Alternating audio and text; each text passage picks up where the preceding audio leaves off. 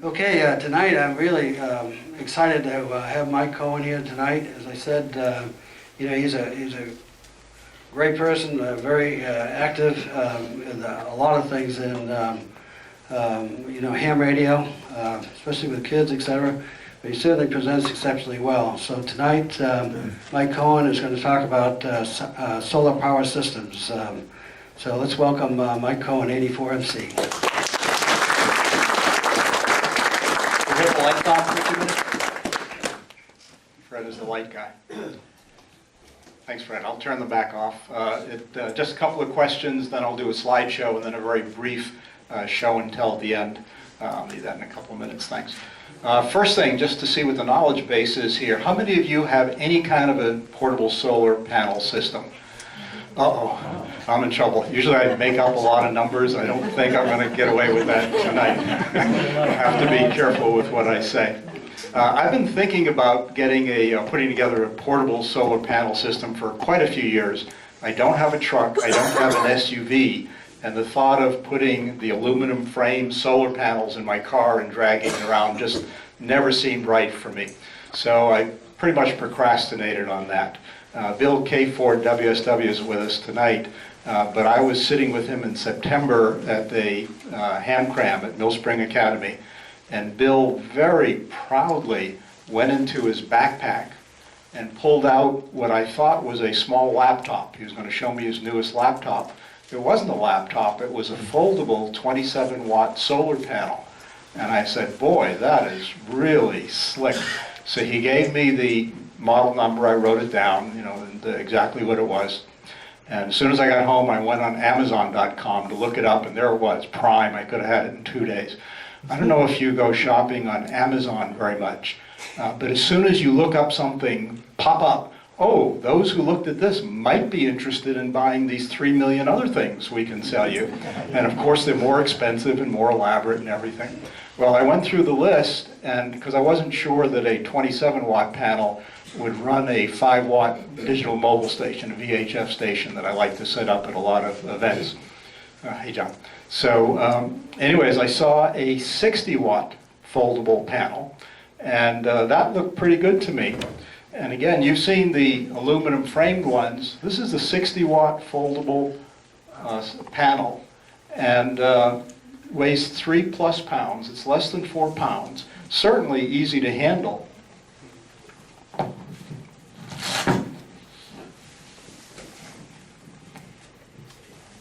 Opens right up. I'll take that back in a second. And later for the show and tell, I'll give you a little. That's what it takes to set it up. Wow. I'm hoping to go home with it tonight. That's not blocking anybody, is it, for the screen? Okay, we could have the screen now. And I'm sorry, we could have the lights now. Does it have to be pointed at the sun? We'll talk about that in a few minutes, because it'd be pretty important to do that. Okay, once I got that panel, the 60-watt panel, I thought that it would do what I wanted. But my goals really were to create a low-powered, about a 5-watt station, voice and digital, that could be operated on a 24-hour basis. Obviously, solar panels don't do much at night. But I've been running this station for many years with a 35 ampere hour SLA battery, sealed lead acid battery. And tonight's topic is not going to discuss the virtues of different battery chemistries. This SLA works for me, so I'm happy with it. Chuck will talk separately on that. Chuck has some pretty good opinions on other battery systems, but this works. And I've gone many times 12 hours running the station, pretty heavy duty cycle. But I thought, what if we had an emergency? I like, as Mike said, I'm pretty big into the Aries here. And what if we really had to go around the clock? Wouldn't it be nice if we could charge up that battery during the day, or maintain the actual load during the day and keep the battery charged, so that if we had to run all night, the battery could go all night and we could run the solar panel to charge it up the next day. So that's really the goal of what we want to do if it works. You saw the setup. My goal was easy setup and takedown. That's about as easy a setup as you can do, plus plugging a few things in here. Okay, we had an event at Maker Faire, and that was back in October, And it was a day like tonight, pretty dark, although we had sun today, but it was rainy, drizzly. I already had the solar panel, but I couldn't test it. But I did have a meter, portable meter. I'll show you that a little bit. And I did set it up to see what would happen for the actual load. And during that time, it was a 5-hour session from noon to 5 p.m. And the metering showed me that I drew 113.5 watt hours, or an average of 22.7 watts. So Bill's 27 watt solar panel, you might think, might have been able to do that, but we'll go into that in a few minutes. Okay, since it was pretty cloudy that day and rainy that day, I ran a couple of tests from my house the following week. I did 2 separate tests, and to try to be similar, I ran them both from noon to 5 p.m. I do want to point out that it was very cloudy for one of the 5 hours. You couldn't even see the disk of the sun. So solar panels are good when the sun's out. Solar panels are not so good when the sun's not out. Something you can talk about. First test, I'll give you some numbers later that I didn't make up. That we did test. But the second one, I found that the 60 watt max rated solar panel produced 154.6 watt hours, which is an average of 30.9 watt hour meters, and very good, that's good, and it's better than the 22.7 that I needed. It actually had a peak of 46.8 watts. So it's rated at 60, and I had a peak of 46.8 watts. That's about 70% of the maximum rating. And I had talked before about to people about solar panel ratings, and they said, well, you don't usually get the maximum rating out of it. It's cloudy, you're not facing the sun. This little device here has got plastic covers on it. They're all attenuating the sun a little bit. So you're not going to expect the full rating. What I found out is that that's not the reason why you don't get the max. They're being honest, but it's not for the reasons I just gave you. All right, here's another, I'm using this one. Bill also has this device, and I'm going to use this because the numbers are nice round numbers to play with. It's a kit that has 2 50-watt panels, and what they're saying is the open circuit voltage is 21.6 volts. 2 panels, you can run them in parallel, so 2 at 3.08 short circuit current, so that's not a realistic current, but it could produce that. Optimum operating voltage is 18 volts, and optimum operating current is 2 for the panels, 2 times 2.78 amps. So that sounds pretty good. How many of you here have mobile stations that run off 18 volts? I don't see any hands. So that's the issue. That's what I found out is the real issue. I'm going to give you some equations with multiplication and division. I promise not to give you any third-order differential equations. From Stephen Hawking's book, I think it was A Brief History of Time, he said, someone told me that each equation I include in the book would have the sales. So I'm not going to throw a lot of equations at you, but a couple of basics we do need. Okay, we're talking about rating. 2 times 50 watts is 100. That's my first equation. I think we can handle that one. Okay, 18 volts, which is the operating voltage, times 2 cells times 2.78 amps is 100.08 watts. Almost exactly as advertised. I think they're being honest. But, and here's the big but, when you operate with a 12-volt battery, a nominal 12-volt battery, let's say it's 12.6 volts. It might go down to 11, it might go up to 13, but let's just say 12.6 volts. If you got 12.6 volts times the 2 panels times 2.78 amps is 70.06 watts. So that's where you get approximately 70% of the rated value. And that's going to be true for any portable solar panel you get that would, and they almost all have an open voltage, a no-load voltage of 17 to 20 volts. And almost everybody is using them to charge batteries of some type that are nominally 12 volts. The 12-volt battery will drag the voltage of the solar cell down to 12 volts, or its battery voltage, and the wattage you're going to get will be based on the rated current, and it will wind up being about 70%. So if you're going to buy a solar panel, this is what you really need to know to properly size it. Okay, here's the panel that I've got. You can see it there. And people think, okay, you buy a solar panel, now you're all set. You can run the world with that, right? Not quite. This panel is quite nice. You may be able to see it on the actual one, but there's a little box right here. And inside that box is a USB 2 charging port. So it's a regulated 5 volts out right from that, and this one will put out about 2 amps. So if you want to charge your cell phone or tablet or run a Raspberry Pi, you can do that. That's all you need. You're all set. You can run that. It also has a little barrel connector here, which would be the open voltage up to 18 volts or whatever it's running. I've measured this particular solar panel. It'll produce 17 volts, bright sun, no load. So the most I'm going to get out of this is 17. But when you hook it up to the battery will bring it right down.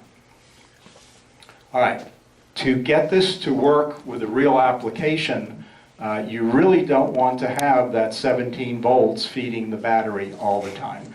A battery will eventually come up to the charging voltage. Does anybody know why you don't want an SLA battery to go up to 17 volts? Anybody got an answer? Because it explodes. I don't know the answer. I was hoping somebody here did. Okay. They really don't like going up. They'll outgas. If it's a water type, it'll boil over. Very unhealthy for a battery. So you really need to protect that battery, because if you're in bright sun all day long, that solar panel is going to try to bring that battery voltage up to 17 volts. Not a good system. So you need to protect that battery. So you need to buy another box. And this box is called a solar controller, or a regulator power charge controller. I got this one at Amazon. By the way, didn't mean to do that just yet.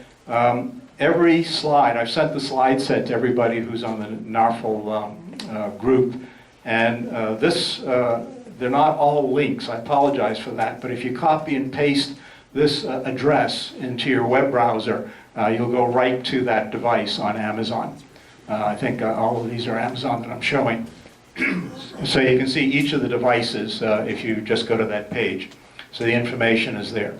So being cheap, I got this particular one, and 16 bucks I didn't think was too bad for this. This type is called PWN, Pulse Width Modulator. And that's how the little device will regulate to keep the battery voltage below the 17 volts. And in fact, this particular one, you'll see, will actually stop charging the battery when it senses that there's 13.4 volts on the battery. So the battery is protected if you have this device. The other thing you don't want to do with a battery is over discharge it. If you bring a battery below, and they're showing 11.2 volts, you're going to damage the battery. I don't know why, I haven't looked into it, but again, batteries don't like doing that. Wayne, KG5W, ran an event and he brought the battery pretty far down and the battery was pretty unhappy. So you don't want to do that. So what this device does is, this one is rated at 20 amps. There's actually a relay in it, and you've got the 6 or 3 pairs of connections. They're all screw terminals. 2 for the solar panel, 2 for the battery, and 2 for the load. And it has a relay, in this case a 20 amp relay, that will connect between the battery and the load. This is not a meter in this. This is you push the button and you can get different settings. I've got it set up that every time I push the red button, it'll close the relay and connect the load to the battery. Push it again, it toggles, and it'll disconnect it. However, the circuitry will disconnect the load from the battery if the battery goes down to 11.2 volts. So if you're running a light or some application all night and it's unattended, it'll just disconnect it once it gets to be 11.2 volts. So you have the protection from over discharge, you have the protection from overcharging. Okay, so here's my setup, and pretty straightforward. You've got the solar panel that'll put out up to 20 volts. Mine will do 17. That'll connect on 2 terminals. Your load typically 14 volts max here, and the battery goes to the middle terminals. Every one I've read, I've looked at several of them, they've got these 2 warnings on it. Connect the battery before the solar panel. and disconnect it last to keep the load voltage down to the battery voltage. If you connect the solar panel before the battery, the full 20 volts, or whatever the high voltage is, will be connected directly to the load. So you do not want to connect the solar power before the load, or you're going to be going to your favorite store to replace your radio. The radios do not like having 17 volts connected directly to them. So connect it as they say, and you're in good shape.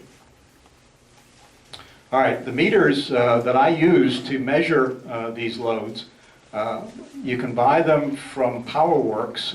HRO sells them. I think they're about $50. They come with power poles. They're really nice.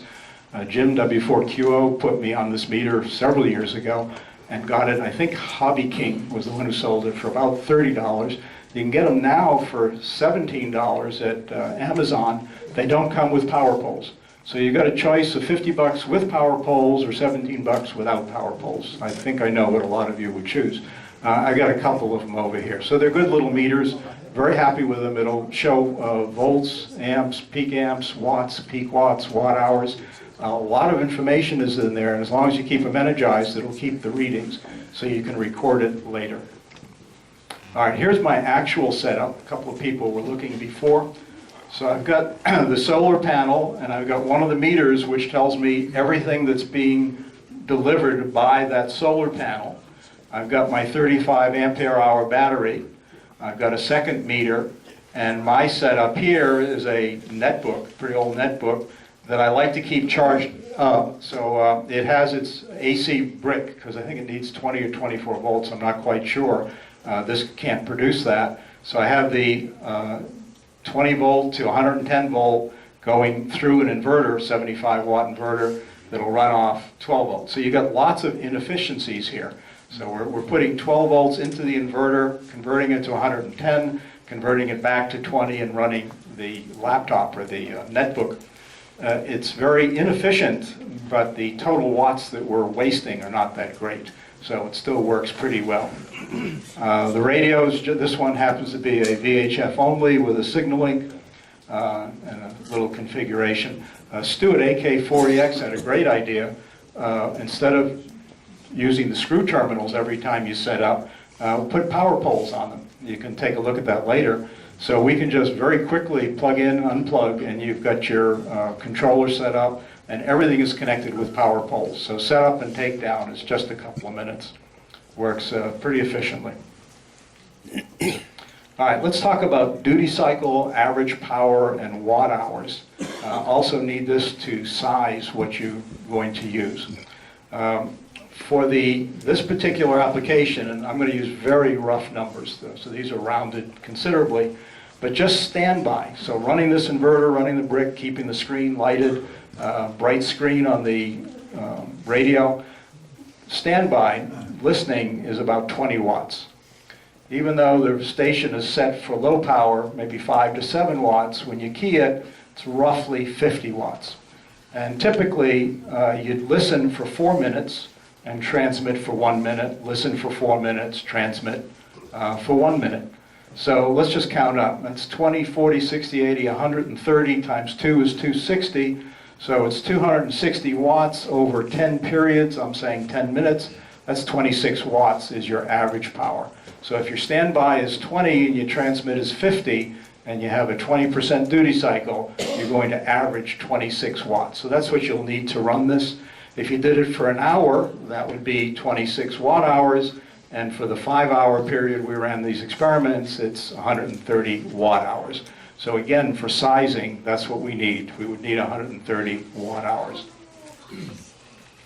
All right, these are the actual readings I took. This is the setup that I was powering. This first day, October 4th, this is Maker Faire, the rainy day, no solar power. So I'm just using the meter, and that'll record 113.5 watt hours. Divided by 5 hours that we ran it is 22.7. Again, we need to have the solar panel, if it's working, and working right, to put out an average of 22.7 watts.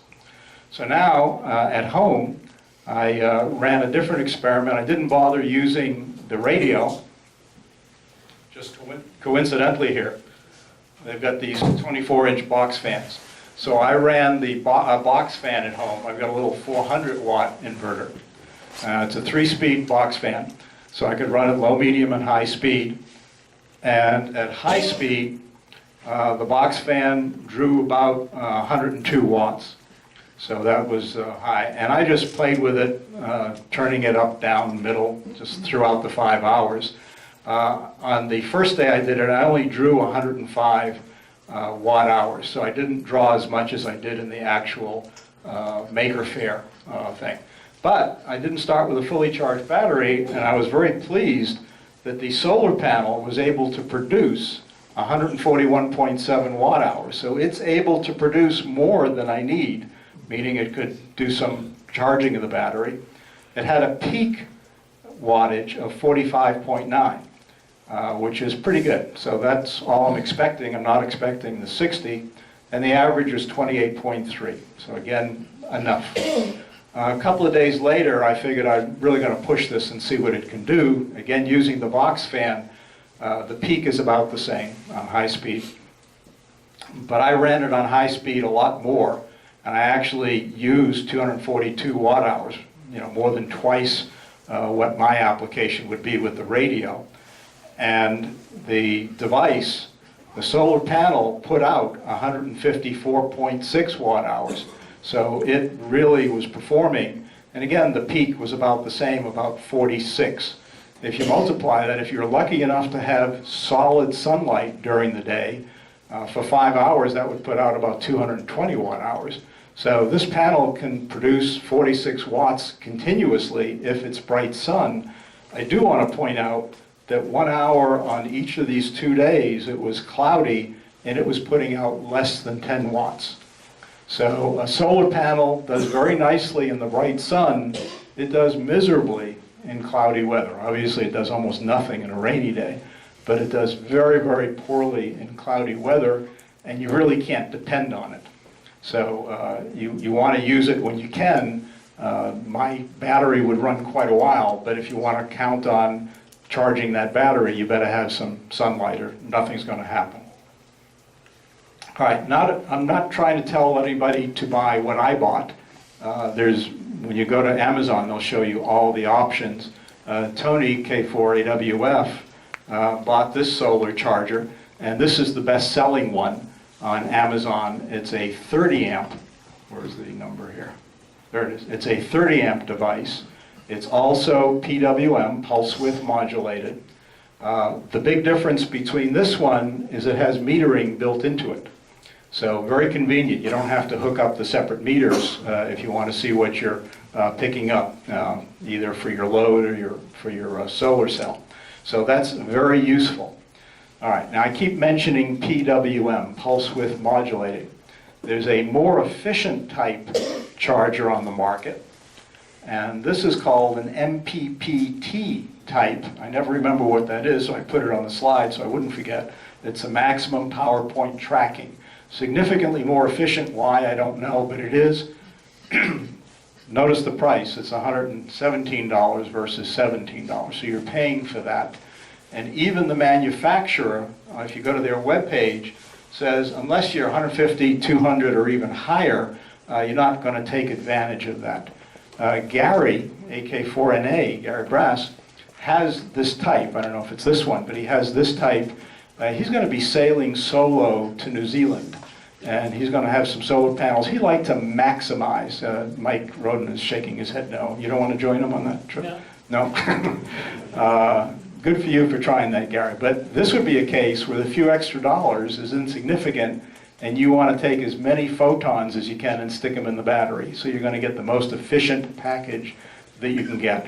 So that's an option to get the more expensive type. A caution, if you're interested in getting an MPPT type, if you see one for $30, they're lying. So you're going to have to pay $100 or so if you want to get an MPP type. This particular one's only 20 amps. You can get higher rated as well. Okay, that other one that I gave you the statistics for earlier is one that Bill has. What's neat about this particular package is it comes in its own suitcase, its own carrying case. So instead of having to carefully pack up your aluminum frame solar panels, this isn't foldable, it's two separate rigid ones, but they come in the case and it comes with its own charge controller. So you're ready to go with this one. You don't need any other devices. Probably the only disadvantage I would see to this one is it weighs about 27 pounds. So it's a little heavier to carry around than the 3-pound one that I have. So you're getting more power. You're getting 100 watt rated. Understand that's 70 watts really, but it's 70 watts versus my 46 watts. So you are getting more power if you need it. Want to keep things in perspective. Again, you're not running the world with one of these solar panels. If you want to run everything in your house, meaning your HVAC and your dryer and your oven and your stovetop, you need 15 kilowatts really to run everything in a house at once. A friend of mine lives in Maine, a quarter mile down a dirt road. He's got a 15 kilowatt generator, propane fed. That's how he heats his house. He's got a 1,000-gallon tank. He can go 2 weeks on propane, auto turnover. He doesn't even feel the bump. So he really needs that. So if you really want to have backup, I'm talking about generators right now, 15 kilowatts is the way to go. Those of us who brag about having portable generators or emergency generators probably are talking in the neighborhood of 5 kilowatts, 5,000 watts. And you have to do load shedding, meaning you don't run the dryer the same time you got the air conditioner going. But you can be fairly comfortable, especially in emergency conditions, if you've got a 5 kilowatt generator, as long as you purchase enough gas or fuel to have it run more than a few minutes. So that's good. For events, like running a radio station, you can get a small 800 watt Honda, or some of you at Field Day saw my tender little 800 watt Harbor Freight generator. I care for my toys. It's got an umbrella to protect it from the rain and the sun. So I've taken more than a little ribbing on that, but I'm glad. That generator just cranks along. So that's 800 watts. And if you have a cloudy day, you can still run with that generator. But it is nice to know that if you're got a solar backup and it is a nice day, you don't have to burn the gas. You don't have to worry about the generator. So that's what you want to do. But realistically, look at this generator, this panel. It's like a piece of paper. I mean, it's nothing. And we get orders of magnitude again. This is a 60 watt panel. Some of us have 100 watt panels. Some of us brag, macho, 150 watt panels. It's nothing. So it might run a radio station, but understand that any of these portable solar panels are really very, very small. And they'll run, you might be able to run a 100 watt rig with it, but typically you're going to run lower panel than that. So they're good to have, they're useful to have, but we have to keep things in perspective. Where's my, oh, there's my solar panel. All right, well, the conclusion for the slides is there's no buyer's remorse on this. I'm very happy with that 60 watt, 46.8 watt measured. It'll keep a 35 ampere hour battery fully charged on mostly sunny days when running a 5 watt portable station. But you have to understand that you would require, you're going to be discharging that battery if it's cloudy, rainy, then it's a whole other story. So that's a good device. If we have the lights on, John?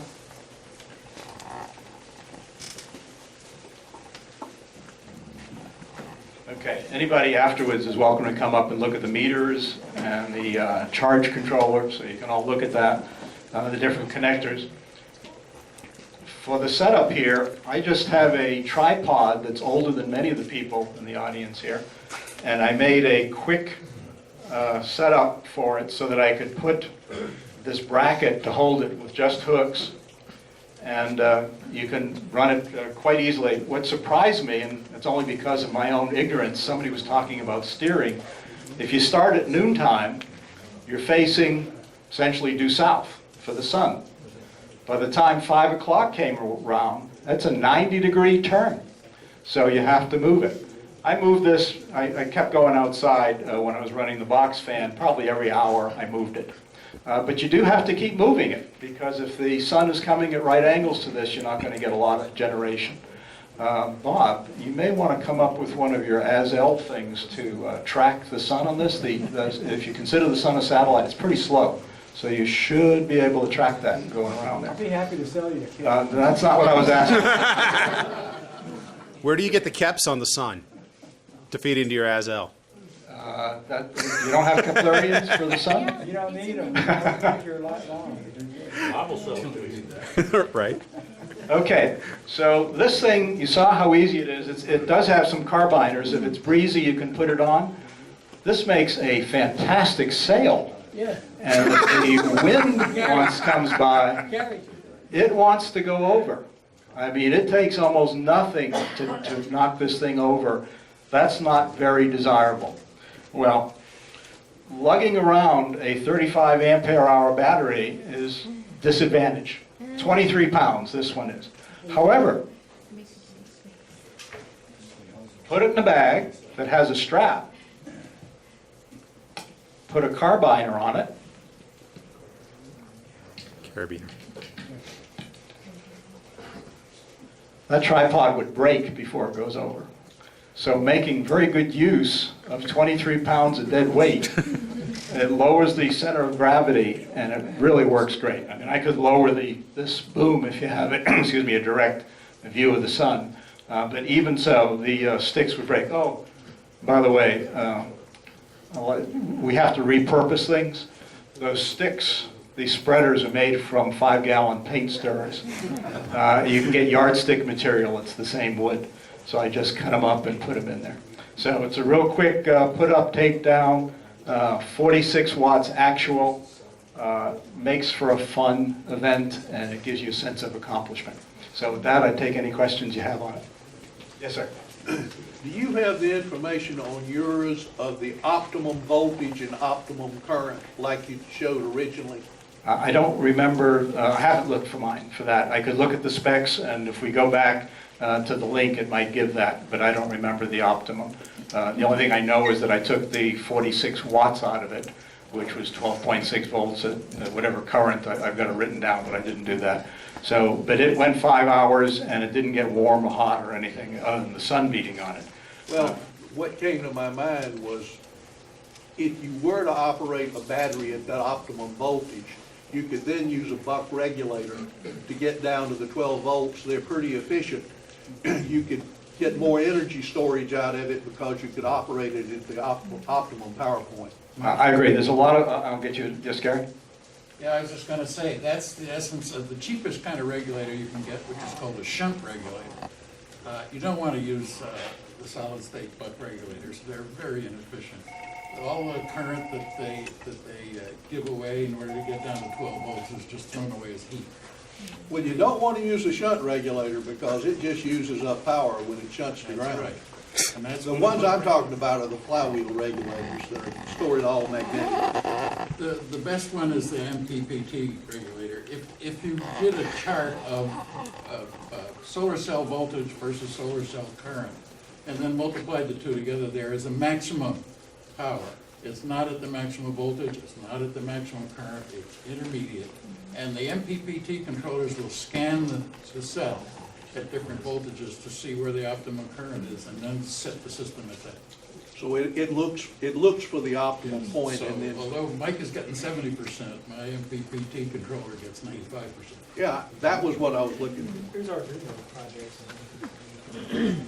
Do you have found the R currents getting into your noise from pulse width modulation? Have not, well, again, I'm doing this only in VHF, UHF. I haven't sensed it. I don't know if anybody's tried any of these on HF to see if you have a problem. Yeah, on my solar system, when you go up to like 40 meters, 80 meters, if you're using this type of controller that you have, PWM. it's the PWM, you will get some pulse off of it, so be aware of that. Gary, do you know if the MPPT does? Mine unfortunately doesn't respond to that because I have 8 group 31 wet cell batteries attached to it. It's the biggest electrolytic capacitor you ever shot. Yes. What gauge wire are you using in your setup, Mike? Well, I'm only pulling, well, it depends what side. If you're talking the load side, I'd probably use 14 or 12. Okay. And again, on these regulators, they're the ones that we talked about were rated at 20 amps or 30 amps. And that's really the current between the battery and the load. All these solar cells are putting out less than 10 amps. Even Stuart, what did you say yours puts out?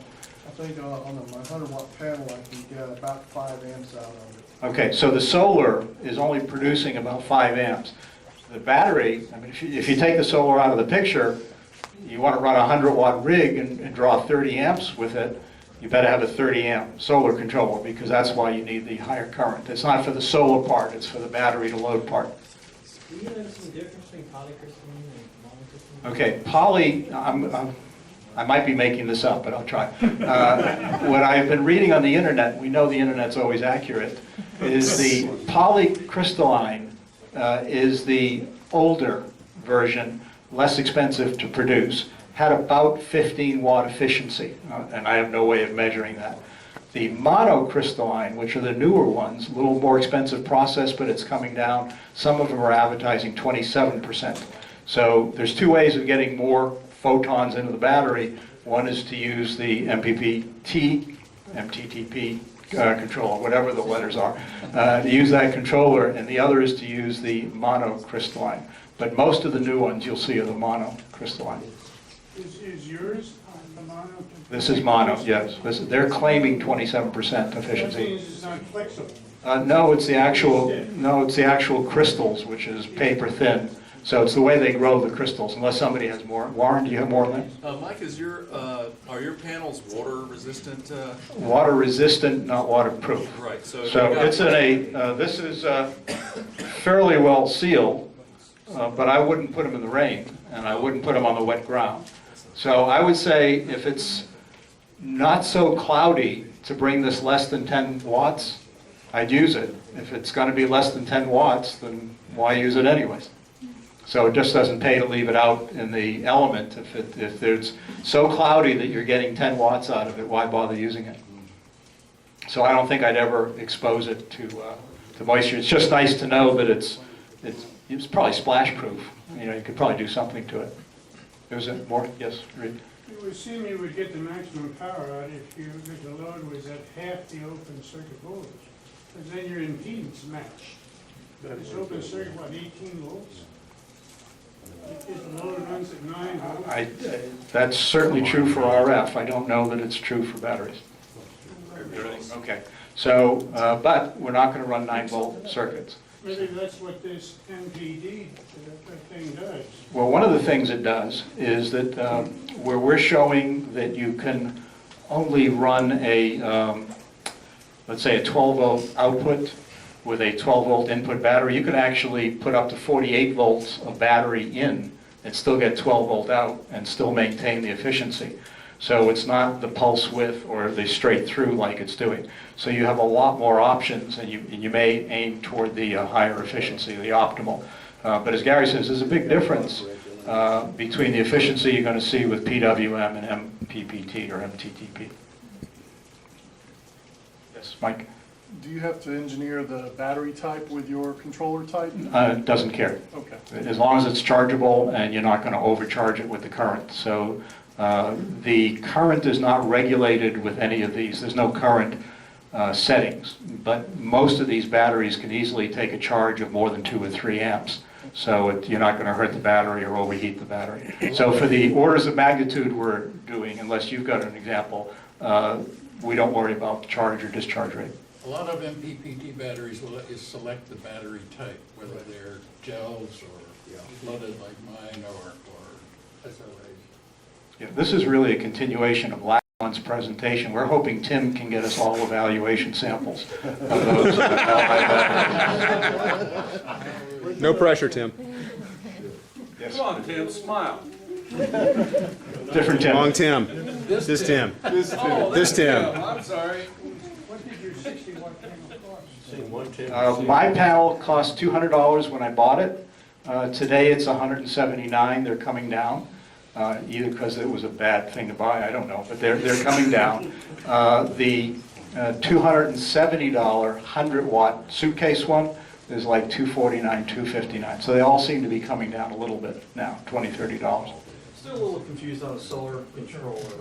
Where do you need to worry about either having too much watts versus not? You went from a 100-watt solar panel, and that solar control can only handle 40. This could handle almost any solar panel that you're going to lug around. Okay. And this is rated 20 amps out, so it only wants the battery to see a 20 amp load. But virtually 100 watt, 150, 200 watt solar panel going into here doesn't care. You're okay. Yeah, I don't think anybody's going to be afraid of overcharging the battery with that.